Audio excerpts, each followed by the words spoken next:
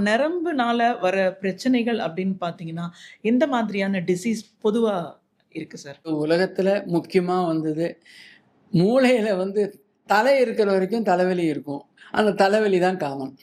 அது எல்லாருக்கும் வரலாம். 2வது பிரிவு என்னன்னு சொன்னீங்கன்னா, ஒரு கை, ஒரு கால் இழத்தல் ஸ்ட்ரோக் இம்பார்ட்டன்ட்டு. இந்த 2த்த விட முக்கியமானது எல்லாம் நம்ம நினைக்கிறோம். இந்த எலக்ட்ரிக்கல் தான் வேலை செய்றது. அதிகமா வேலை செய்ய ஆரம்பிச்சிடுச்சுன்னா, அது எபிலெப்சியா மாறலாம். அது எபிலெப்சி உண்டு.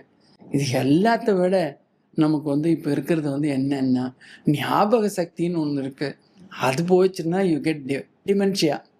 நம்மளுடைய ஆயுள் எடுத்துட்டீங்கன்னா, 1947ல நம்மளுடைய வயசு 34 37.